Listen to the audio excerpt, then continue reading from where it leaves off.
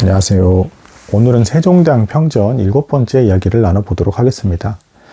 오늘 내용은 이야기도 이야기인데 좀 이렇게까지 사람들이 눈치 싸움이 심한가 좀 황당하다 할 정도로까지 자신의 입장과 이제 생명을 부지하기 위해서 이제 그 세자가 폐위되는 이 과정 속에서 눈치 게임을 하는 그런 모습.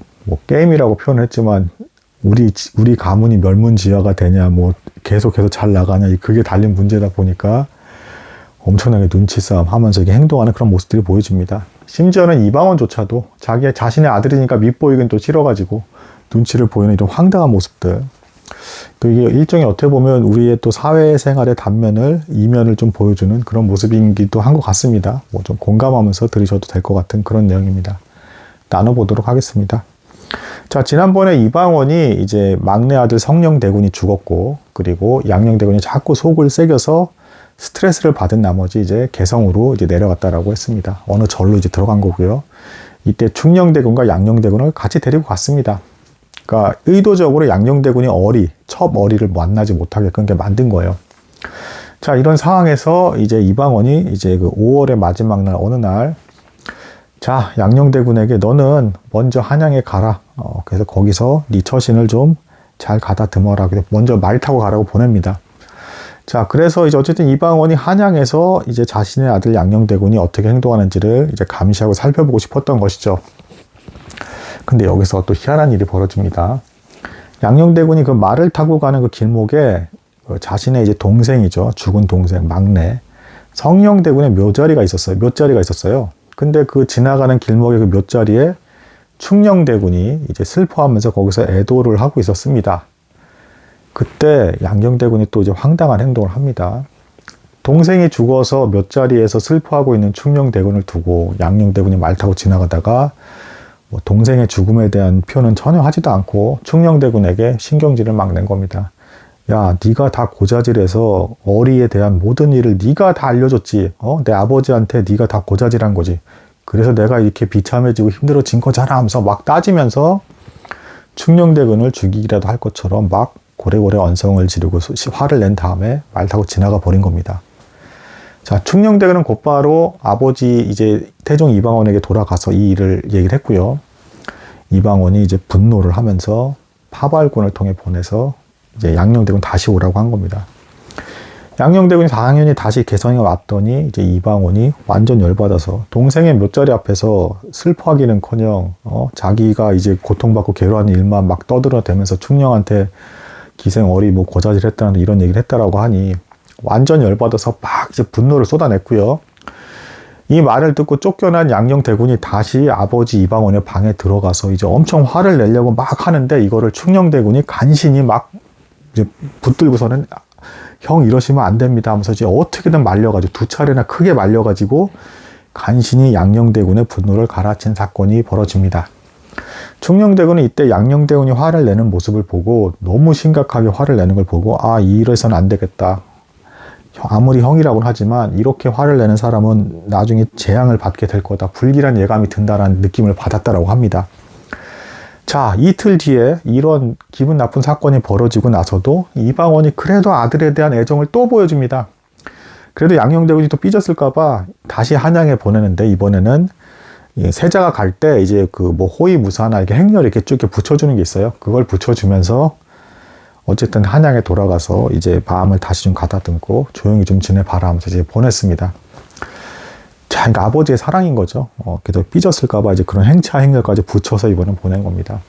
근데 양녕대군이 아니나 다를까 처가댁으로 갔습니다. 장인인 김한로 댁으로 간 거예요. 거기에 이제 궁에서 쫓겨낸 아내가 있었습니다. 그러니까 이방원이, 그러니까 양녕대군의 아내가 어리를 숨겨서 궁으로 데려온 걸 알게 되고, 이제 양녕대군의 아내까지, 그러니까 며느리죠. 이제 쫓아내버린 겁니다. 장인댁으로 쫓아내버렸던 거였습니다. 그래서 양녕대군이 아내가 있는 집으로 갔는데, 여기까지만 보면 불쌍한 아내 만나러 간 건가라고 생각하실 수 있는데, 그 집에 첩어리가 함께 있었다는 거, 이제 막 출산을 마친 어리가 함께 있었다는 거고, 양녕대군은 어리를 만나고 싶어서 궁으로 가라고 한 아버지의 명을 어기고 곧바로 처가댁으로 향한 겁니다.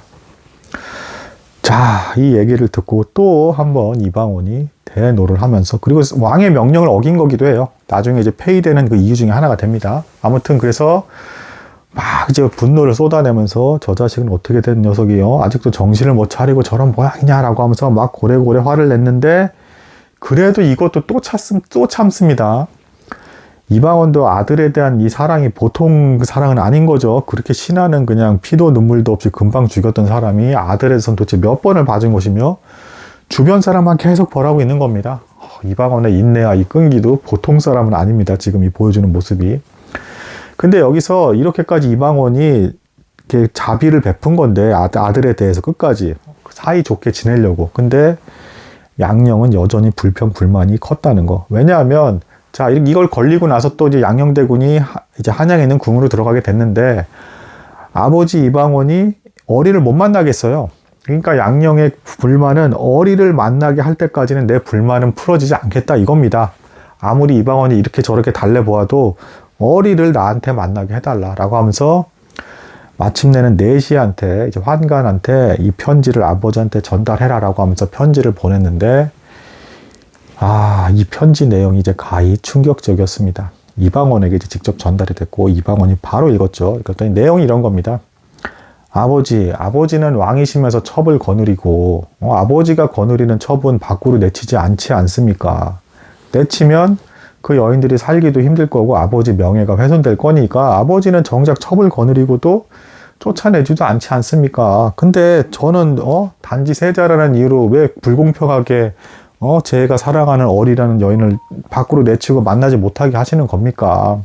이거 불공평한 거 아닙니까? 그리고 아버지 자꾸 이런 식으로 행동하시면 이게 오히려 손해입니다. 나중에 되시면 아버지가 구구장창 계속 오래 살으셔서 이렇게 계속 저를 통제하실 수 있으실 것 같아요? 하면서 이제 이거 제가 지금은 불효하는 것 같지만, 제가 나중에는 훨씬 아버지께 잘해드릴 거라는 걸 도대체 왜 모르십니까? 라는 협박성 글을 보냈습니다. 그러니까 자기가 왕이 되면 나중에 뒷감당 어떻게 될 거냐라는 게 뉘앙스를 풍기면서, 당신은 첩을 밖으로 내치지 않고 만날 거 다 만나면서 왜 아들인 나는 그렇게 하냐 하면서 이제 완전 대등한 위치에 놓고 이런 충격적인 편지를 쓴 겁니다. 그러니까 조선시대 유교 사회에서 이런 내용은 도저히 쓸래야 쓸 수가 없는 거예요. 상하 수직이 아주 명확하고, 또한 세자는 추가로 아버지와 아들과의 관계뿐 아니라 군신의 관계도 있는 거예요, 유교에서. 그래서 이게 너무 이 글 내용이 이방원이 보고 나서 부들부들 떨면서 충격받아서 부끄러워가지고 뭐라고도 못하다가 그래도 이성을 찾고 나서 마침내는 신하들에게 보여줍니다. 신하들에게 보여주면서 이 글을 너희들이 읽어봐라.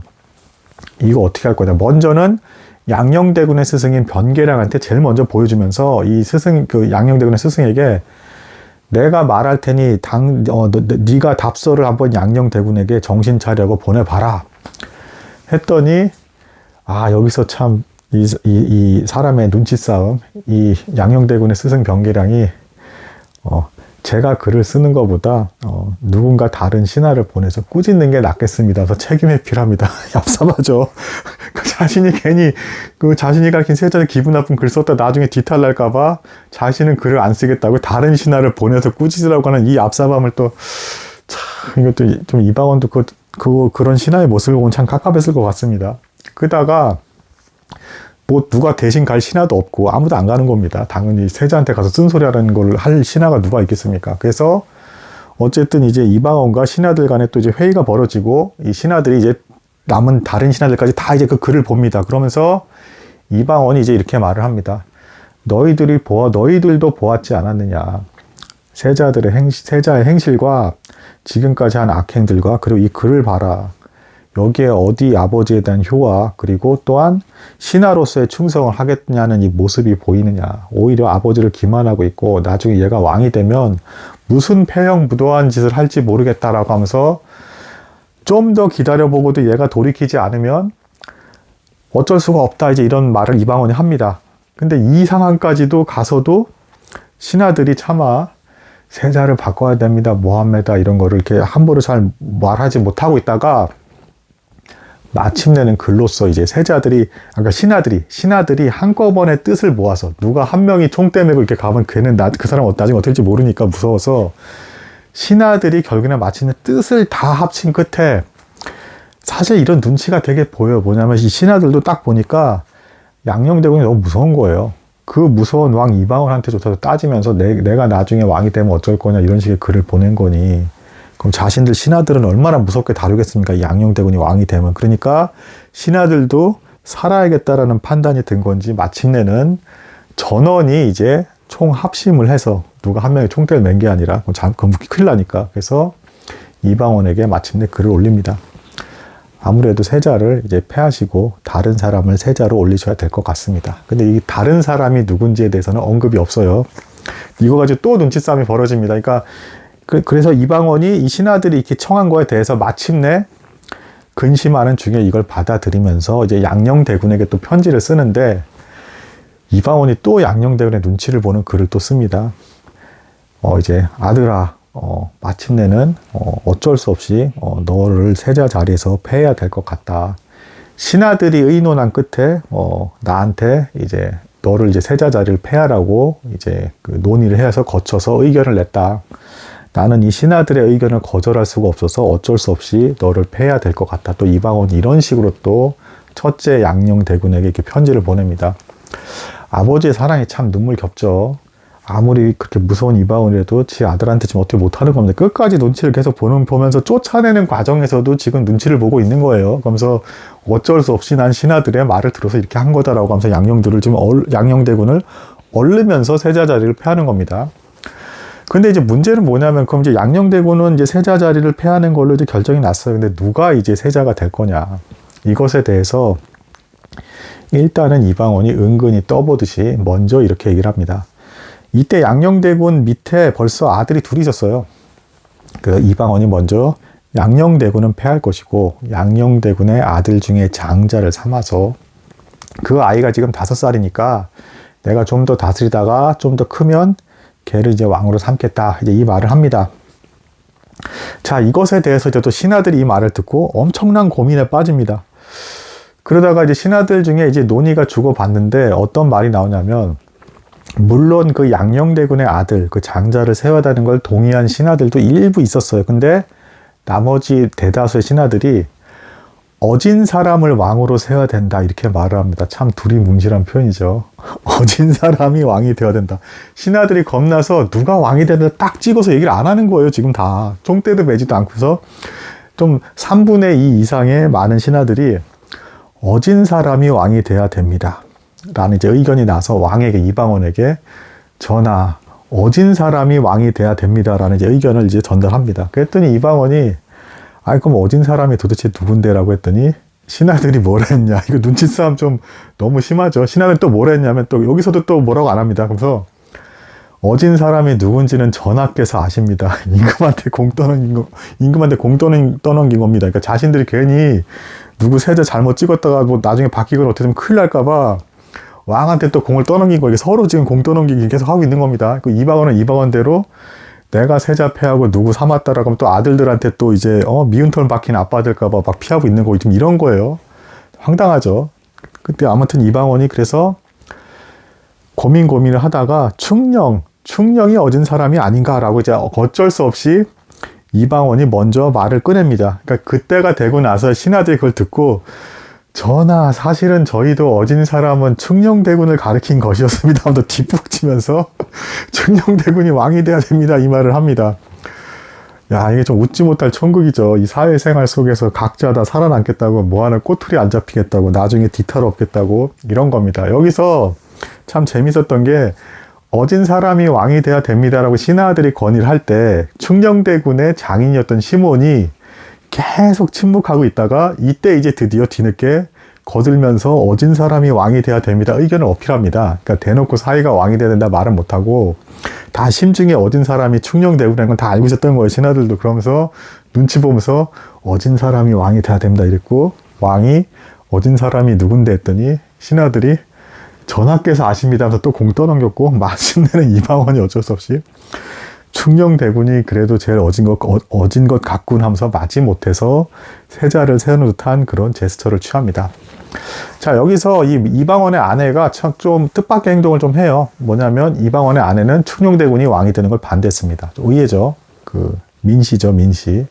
뭐 삼촌들까지도 권력욕 때문에 죽었는데 그 자기 동생들이죠. 근데 이 민 씨는 이제 여기에서 보면 이제 이렇게 해석을 하고 있어요. 양녕대군의 어린 아들이 왕이 돼야 자신이 수렴청정해서 권력을 잡을 수 있기 때문에 이제 충녕대군을 반대하고 이제 그 손자죠, 손자. 결국에는 양녕대군의 장자를 이제 왕으로 세우려고 했다 이렇게 보고 있는데 여장부의 이제 권력욕이 끝까지 남아 있었던 그런 요인으로 이제 보여집니다. 아무튼 이게 왕과 신하의 눈치 싸움 끝에 결국에는 충녕대군이 이제 왕으로 결정나는 이런 황당한 에피소드. 그리고 이제 결국에는 자, 이방원이 어쨌든 양녕대군이 무섭게 화를 내고 얘가 나중에 막 무슨 일을 저지를지 모를 것 같아서 어떻게 처리를 하느냐. 원래는 저 멀리 아주 먼 곳으로 이제 따로 보내려 했어요. 근데 아내가 어쨌든 양녕대군과 그 밑에 손자를 자꾸 자주 보고 싶다 해가지고 이제 그 광주로 보냅니다. 근데 여기서 말하는 광주는 오늘날의 그 광주가 아니라 서울시 안에 있는 동작구, 서초구 이쪽 사이 근처에 있는 지역이에요.